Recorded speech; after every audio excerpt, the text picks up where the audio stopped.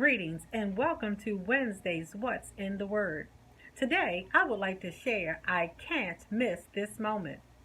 In Genesis chapter 41, you will find these words.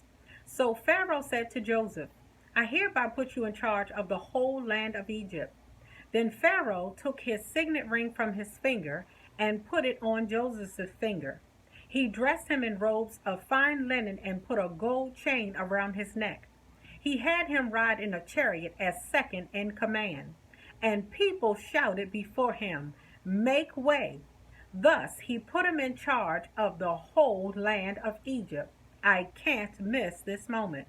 My brothers and sisters, the Bible dramatically tells us about the life of Joseph, who was very much loved by his father Jacob. He was given a special gift and adorned with a coat of many colors. The choice of colors in the coat held great prestige. Joseph dreams that one day his brothers and father will all bow to him. This favoritism wasn't well received by his brothers, and they conspired to kill him, abandoning him in a pit. Soon after, his brothers sell him as a slave. He is sold to a rich Egyptian, but later spends time in prison. Nevertheless, while in prison, he acquires a reputation as an interpreter of dreams.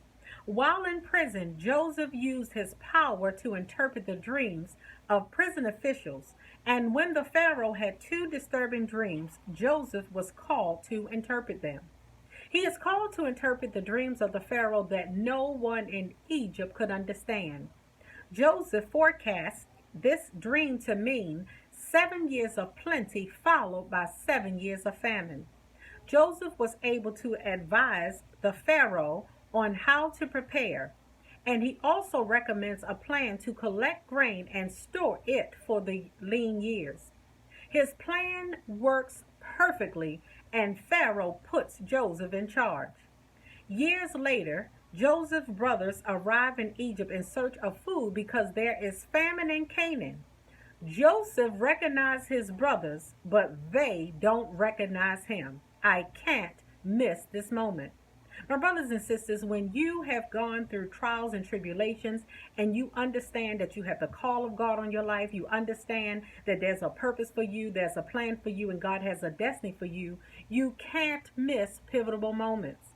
When you get to this place and you understand why you can't miss this moment, because this place is where key decisions will be made and only you will be called to interpret them.